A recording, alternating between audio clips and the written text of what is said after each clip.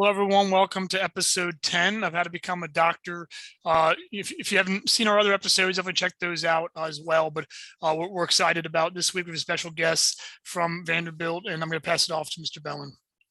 Yeah, we're glad you're watching the broadcast today, and we've been trying to have some guests and to talk about different aspects of the application process and experiences of some of our students who are in professional school. And so today I'm happy to welcome Jennifer Kimball, who's the Director of Admissions at the Vanderbilt University School of Medicine in Nashville. Jennifer has been a pre-med advisor for many years before she went to become work in the admissions office at Vanderbilt. And so she's a great resource, and we thank you so much, Jen, for taking your time out today. And I'll just let you say hello and tell them what else you want them to know about you. Hi, everyone. Thank you so much for listening. I know that you have a lot of things going on in your life, and so I appreciate you giving me a little bit of time to kind of talk to you a little bit about Vanderbilt and answer any questions you might have about how to get accepted to Vanderbilt. So would you like me to give you a little bit of information? Yeah, I was going to say, if you can just give us like a little overview about Vanderbilt in terms of, your class size, just, kind of your philosophy and that kind of thing. Sure. So Vanderbilt is located in Nashville, as Robbie said, and we're a private medical school. And so because we're a private medical school, we're able to accept students from all over the nation and all over the globe in the class. So it's a pretty diverse class here. We have an entering class of 96 students, and with the 96 students, that will be 78 MD students, 15 MD PhD, which I'm happy to also talk to you about today, 2 MIDP, and that is a program that we have for folks that already have PhDs in engineering or applied science who now want to go back and get their MD credentials, and then 1 oral surgery student, which is a student who's graduating from dental school this year who's going to start the medical school class because they want to be an oral surgeon. So class size of 96. We are a top medical school, however you want to define that. And we're kind of known for being a research medical school. When I say the term research medical school, instantly we think of wet labs, pipetting, petri dishes, all that good stuff. But what we're more curious about is we like to use the phrase scholarly inquiry. Like, what are you curious about in medicine and how can we find the answers to that? So we are really looking for folks who want to push the boundaries of medicine further. So our admissions mission statement is to accept students who are going to be leaders and scholars in medicine. Okay, so I guess sort of playing off that or taking off that, what are the qualities or experiences that you look for in applicants, or what stands out maybe in applications that maybe somebody that you'd be interested in talking to? Great. So Vanderbilt's a little bit different than a lot of other medical schools in that we actually review the verified AMCAS applications. I know a lot of medical schools will go ahead and send secondaries to all of the people who applied to their institution, but our thought process is you're spending a lot of time and money on that AMCAS application. Let's review that and to determine if we are going to move forward with your application. And so kind of a cursory review that our committee will do is to answer the 4 questions that you may have heard about from other medical schools, because what we look for at this stage is very similar to what other med schools look at. The first question we ask ourselves is, can this candidate handle the rigors of medical school? So we look at the academic profile. Note that I'm not saying a GPA and an MCAT because that's a little short-sighted. So we're looking at the combination of classes you've taken, how did you progress in the curriculum, and then we look at your MCAT performance to determine if we're going to kind of move forward with granting you a secondary. The other question we ask ourselves before we decide to send you a secondary is, will you be a doctor?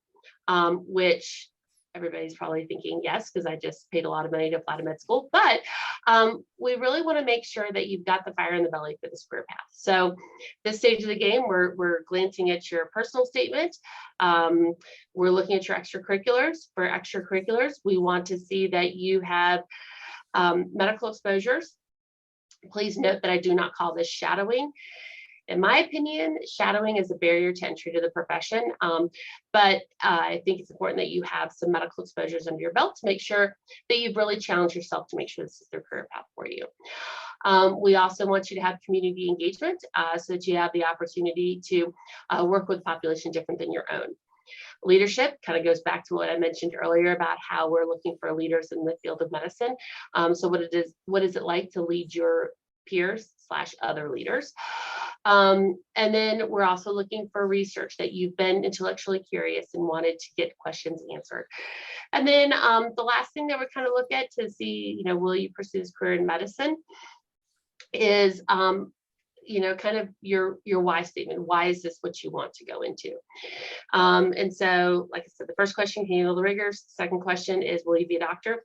Third thing we're looking at is, should you be a doctor? This question is better answered, honestly, with the supplemental application and your interview statements, feedback that we get from your interviewers. But we really want to make sure that you've got the compassion and the leadership that we're going to need in medicine.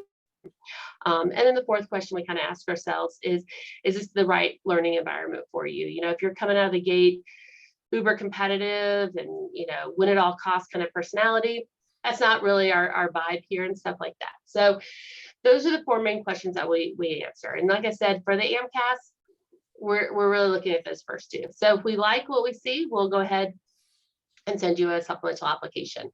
On our website, you'll see all the questions that we ask in the supplemental or secondary application. Really with that, we're looking to see about a time that you've had to ask somebody for help and what things kind of define you as an individual. So those are the main things that we're kind of looking forward with this. Then another committee will look at all of your application materials. So that's going to be your AMCAS, your supplemental application, your letters of evaluation, to determine if you're going to make it to the interview stage. The biggest cut comes from who applies to who makes it to the interview. Once you make it to the interview, the odds are pretty good that you'll be accepted at the end of the day and stuff. We got to get you to that interview phase. And so we will have roughly about 7,400 folks that will apply to Vanderbilt per year. We'll give out secondaries to probably, it's usually around like about 5,000-6,000 secondaries or so.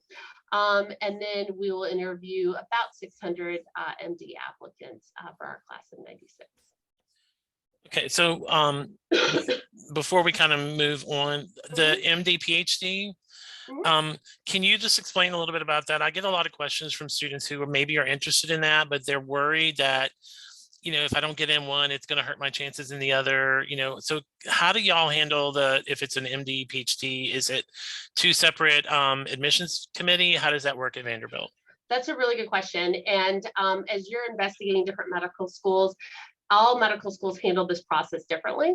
But for us, if you wanted to apply to the MD PhD program, and if you were declined for that program, you would have to, quote unquote, reapply to our regular MD program. And I will say for our MD PhD program, they give secondaries to everybody who's applied because there's no fee associated with it. For us, we have a secondary fee. And to be really honest with you, I just don't feel comfortable taking money from students that I didn't see them at the end of the day getting offered admissions and stuff.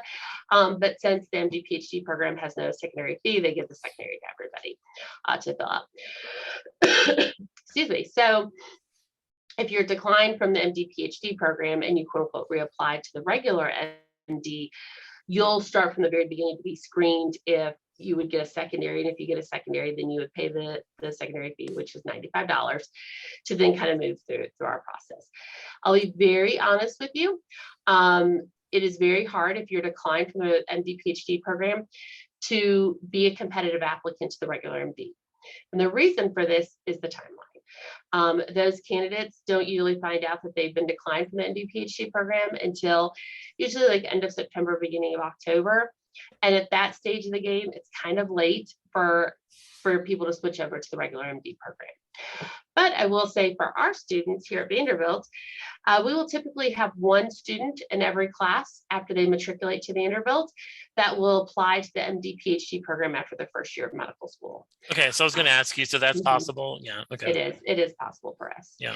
And the great thing about our model is that it's not like those candidates have to, for lack of a better term, hope that somebody loses their funding so that they can take their funding stream for the MD PhD program.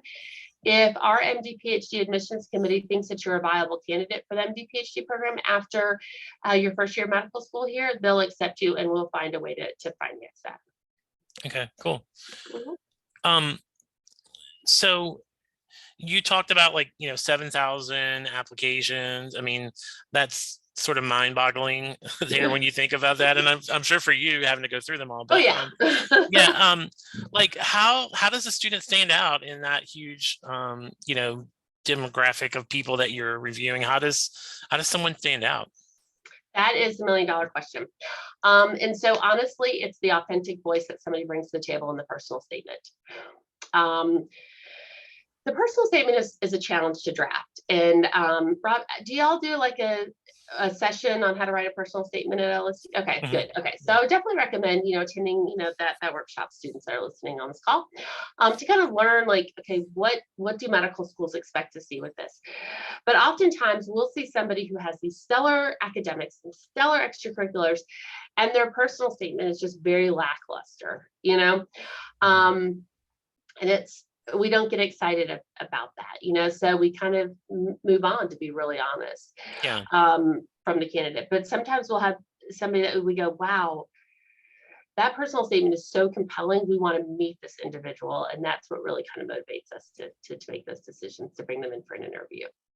So if I had to say like one piece of advice is just really make sure that personal statement is well crafted.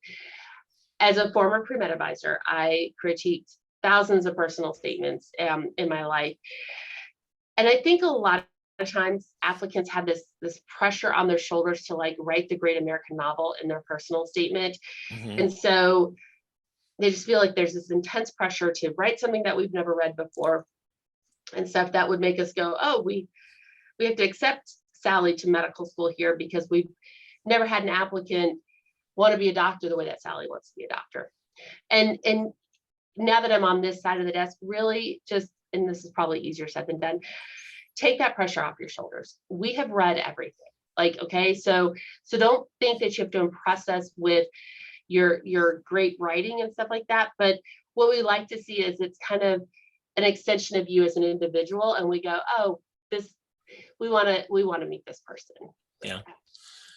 The authenticity, I think, is the word you said, which is, I think important. So, okay, here's a big, broad, I'm sure you can answer like a 1,000 different examples or ways, but what do you think are some common like missed opportunities or mistakes that students do in their application that, maybe it's not right or wrong, but it's just a missed opportunity that they had an opportunity to stand out or something? So pretty much all of the medical schools that candidates apply to, we all use an application software called AMP. And one of the things that AMP can do is they can convert the extracurriculars into a timeline format. So we can see what you did, in 2020 and what you did in 2021, which if you're like the rest of the world, probably nothing with COVID, right? Right. But we kind of see the extracurriculars and stuff like that. Sometimes candidates on their AMCAS application feel like they only should put things that are relevant to being a doctor in their extracurriculars because they're limited to 15 entries, right? And so they'll fail to put something that took time from out of their life because they feel like it doesn't matter to med school. So you had to, wait tables at Chili's because, parents said you're on your own for your living expenses in as an undergrad or whatever the case may be, or you're helping because mom and dad lost their job and you want to help contribute to the family finances and stuff. Okay, great. Well, then sometimes students go, well, med schools don't care that I waited tables at Chili's, so I'm not going to put that on my application. do it. Tell us that you waited tables at Chili's, because you also learned some transferable skills that you can bring to the table. You know, you learned about stick with itness because you showed up shift after shift. Good customer service, how to time things appropriately, how to deliver bad news to a customer if they're out of fajitas or whatever. You know, like you learned a lot of transferable skills and stuff. So give credit where credit is due, because once again, kind of going back to that application on AMP, we'll see a timeline. If we see a gap of time, we assume that that was a year that you just didn't do anything extracurricularly, when in fact you might have not been able to be as engaged on campus or in the community because you were waiting tables at Chili's.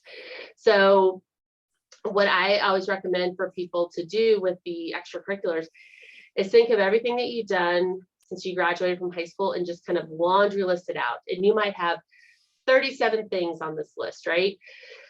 You know, so then maybe you might have to be creative and combine some things. Like maybe, you know, you would like to delineate out that you were, I don't know, social chair of your sorority and also executive vice president. Well, you know, that might eat up 2 of your extracurricular involvement. So maybe you're going to have to combine those 2 into 1 entry.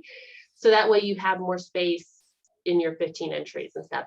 So with your AMCAS application and also COMAS, for if you're applying to DS schools, think creatively, combine things if need be. And then also give us details whenever you can.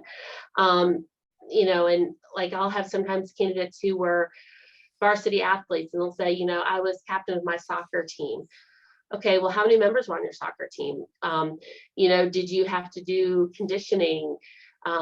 Did you have to, you know, to travel extensively? Did you have to book your own travel? Like, I mean, tell us those details. You were treasurer of the math club. Okay, how much money was in your math club budget? How did you collect dues? I can't imagine collecting dues is very easy, you know, so give yourself that credit and don't assume that we know what it was like to be the president of the math club at LSU, because we just don't. So talking a little bit about Vanderbilt and sort of the environment or the student life there, like how would you describe that? I mean, you said that, you know, it's not a cutthroat kind of, you know, type of environment at all. Like, how would you describe the student life and environment there? So it's hard to just give you kind of a snapshot of it, like in one little easy thing, because really you have to come here and see how we treat each other, right? I tell people on interview day, and I'm abundantly clear about this. If you're looking for a medical school that you can be anonymous, that you can sit in the back of the darkened lecture hall, take little notes, slide back to your apartment, study on your own, and then wake up and do the grind again the next day, please do not come to Vanderbilt if we admit you. This is not where you need to go to med school. If you're not going to enjoy your time here, we're not going to learn from you. You're not going to leave your mark on us, right? We're looking for a medical school where students are collaborative and creative and work well together. There's a phrase called gunners that sometimes you may read about, and those are like the type AAA personality, win at all costs, you know, competitive students and stuff like that. That's not what we try to foster here. So it's a collaborative environment. We're also a very inclusive environment. We have students from all backgrounds, all walks of life, and they all get along really well here, because I think the commonality within our students is that, yeah, they might have had different experiences in life, you know, this and extracurriculars and, you know, whatever the case may be, but if I had to just boil it down, our students are good-hearted people who want to be around other positive people to make a change in this world. It's not uncommon for me to hear about students from all different walks of life that will go on vacations together. You know, in fact, our spring break here for our first year medical students is coming up in 2 or 3 weeks from now. And I have a bunch of students that are going to Peru together, all different walks of life and stuff. So we want students here, and in our cultures is that we look after each other. If I don't see you in the hallway, because my office is right next to where your classes are, if I don't see you in the hallway, I email you. I'm like, is everything okay? Just want to touch base with you. Not because I'm like a nagging mom, which my daughter would tell you I am a nagging mom, but I'm going to ignore that for a moment. But the reason why is because pre-med students, you were very successful in your pre-med journey because you put your nose down to the grindstone, you put your blinders on, and you focused at the task on hand, right? And that got you very far in your pre-med life and stuff. But when you get to medical school, you have to lift your chin up and look around, and you see there's a lot of support here. And sometimes it requires us to kind of reach out and kind of lift your chin up and say, look around you. You know, if you're struggling with mental health challenges, our University Counseling Center is right across the street from this building.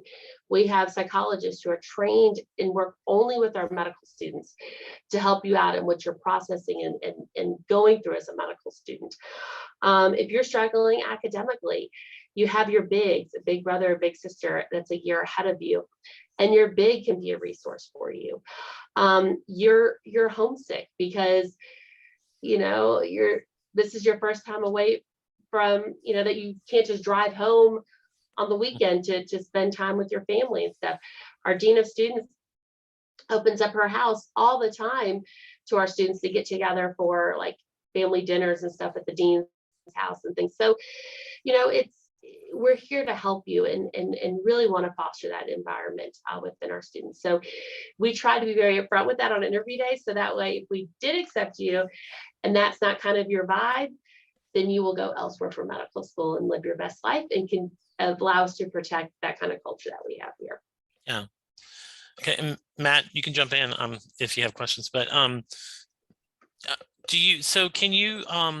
so I know last couple of years y'all have done virtual interviews. Are you planning to go back to in person, or have y'all made that decision? Well, I'll be honest with you. We just had a meeting this morning about this very topic. And I think all of us want to get life back to normal, pre-COVID life and all that stuff. But there have been some positive things that have happened due to the COVID pandemic that have made us kind of stop and go, interesting. So for example, interviews. You know, I started pre-med advising back in 1999. And, you know, if you got invited to interview at a medical school, you would take out loan or credit card debt to buy a plane ticket to fly to wherever and put yourself up in a hotel and rent a car and eat meals and stuff like that. So you started medical school in debt, unless you had some wealthy benefactor who paid off all your bills, i.e. mom and dad and stuff like that. More power to you. But for a lot of my students, they didn't, and they started medical school in debt. And that's not a healthy way to start your career, right? So with the pandemic, and we all had to pivot to Zoom interviews and stuff like that, we found that we're still able to assess our students the same way. Candidates are able to save a lot of money and time. The only downside of virtual interviews is that y'all don't get the sense of community as easily on Zoom, because you're just seeing a bunch of, you know, Hollywood squares on your screen and stuff, instead of just seeing like our students just, you know, give each other a hard time in the hallway over something, or walk down the hallway and see a bunch of our students planking, because that's like our big thing that they do now in between classes is they plank, and somebody will like play fun music and everything, and they're all laughing as they're planking and stuff. But it's just comical, but you don't get to see our students in their natural habitat. So we're trying to figure out a way to kind of balance the two, where we're still able to give you guys the virtual interview day that I think is very beneficial for your pocketbooks, but also a way to see our culture and stuff. So to be determined, basically. To be determined, absolutely. But can you talk a little bit about the interview day? Like if you are interviewed, like, is it one-on-one? How does it work?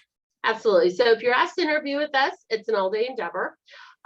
We start off with kind of a welcome talk, and during the welcome, we're just chit-chatting.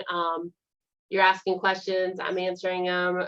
You know, I have a faculty member with me. We're just kind of talking from the heart about whatever questions you might have. And then you'll have two interviews. One will be an open file interview where your interviewer has had access to your application materials.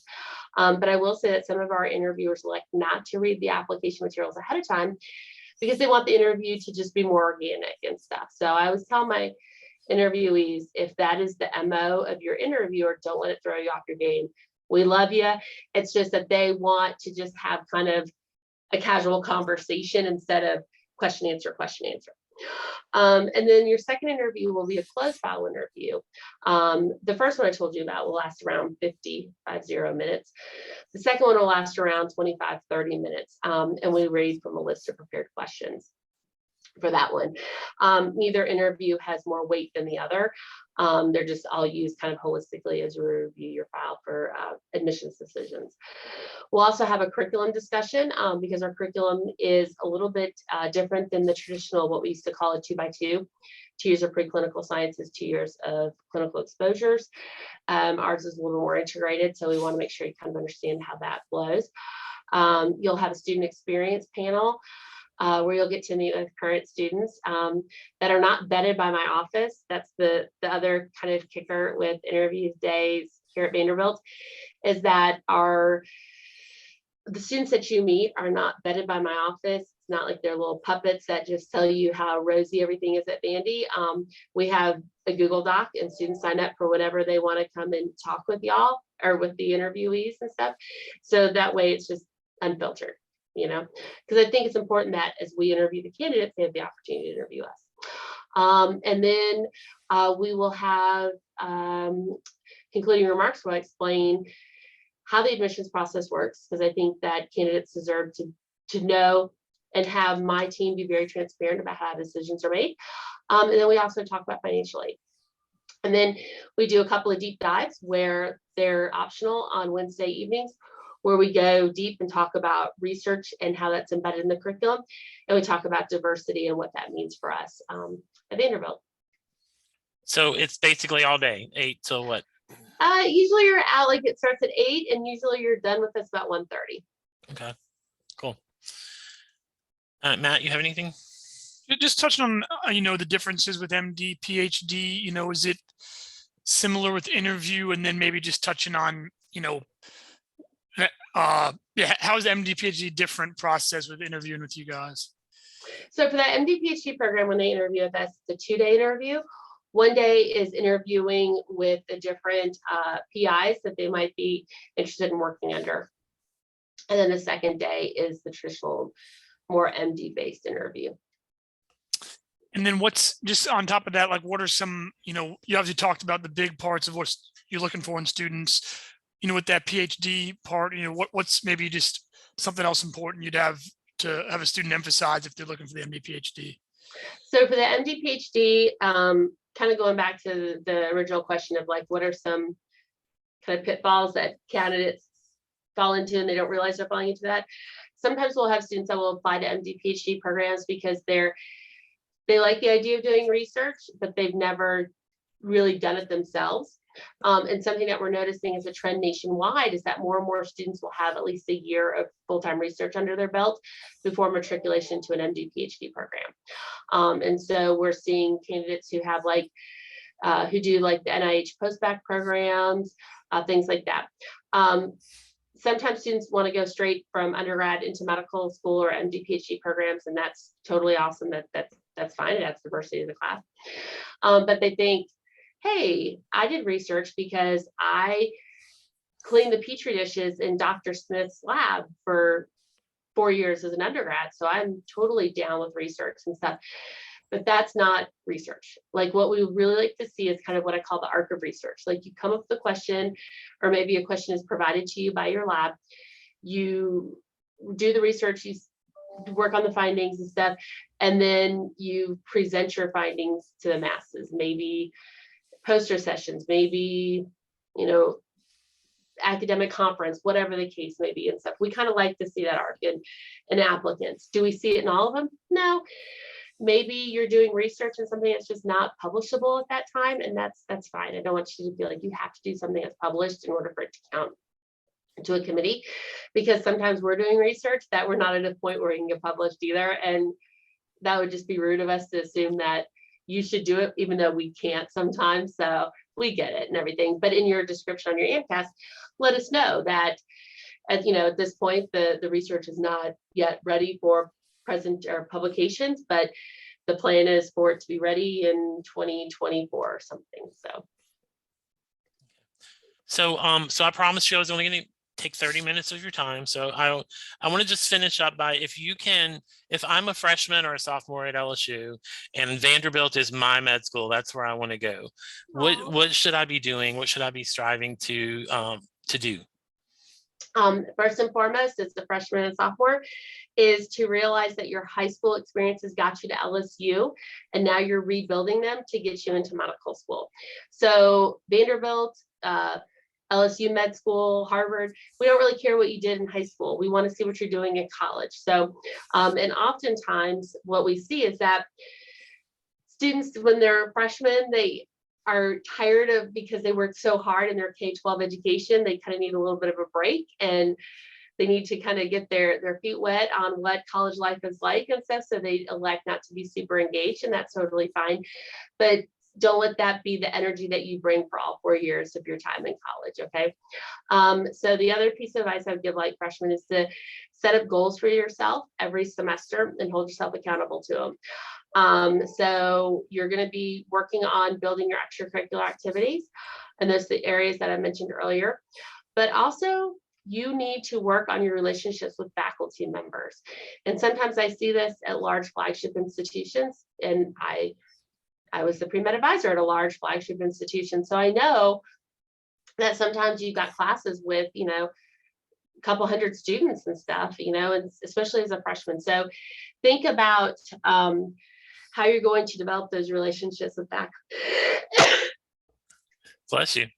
Thank you. I was waiting for that sneeze for like the last 30 minutes. And of course it comes right at the end of the talk. But sometimes I'll see candidates who were just rock stars in college, and then I go to read their letters of evaluation, and they have things like, Matt was a student in my organic chemistry class.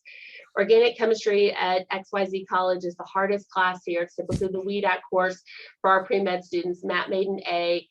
He was very punctual and seemed like a pleasant guy. Let me know if you have any questions. It's not a bad letter. It's really not. It didn't say that Matt was just a horrible human or anything like that, but it didn't give us a whole lot of information about Matt. So the ownership is on the student to develop those relationships. So the question you have to ask yourself every semester, starting as a first year undergrad, is at the end of the semester, if I was applying to medical school that day, do I have people who could write, quote unquote, strong letters advocating for me to go to medical school? Not letters of recommendation, because I could write a letter of recommendation for you right now. It wouldn't get you very far, but I could do it, right? These need to be letters that can advocate for you to get into medical school. And that's one of the challenges that sometimes I see from students. They just assume those letters are just kind of rubber stamps, you're a good person, this faculty member said so, moving on. Like, they need to be informative. So those are some goals that you have. The other goal that I would also recommend you think about is, you're about to go kind of on a long journey at LSU, and then 4 years of medical school, and then a residency program. And if you're like most of my students, you've been working very hard since you started school at age 5 to get to this point and stuff like that. And so sometimes you might need a transition year after you graduate from college. Maybe you need to do post-baccalaureate work to work on the grades. Maybe you need to work on extracurriculars. Maybe you need a jobby job to make some money, whatever the case may be. Know that that is okay to medical schools. I would much rather you take just like a moment after you graduate and have a transition year or two than just plow into medical school and need to have your moment after your second year of med school, because then it's a little bit more tricky to make that happen for you. All right. Well, thank you so much for your time today. So do you have like a admissions email that people can contact you? Absolutely. And it's really easy to remember. It's just MD admissions, all one word, at vanderbilt.edu. Okay. All right. Well, thank you so much for joining us, and hopefully we're going to be sending you some great students. I would love that. We have a history of having some great LSU students come through our doors, so we'd love that to continue. All right. Thanks, Jen. Thank you.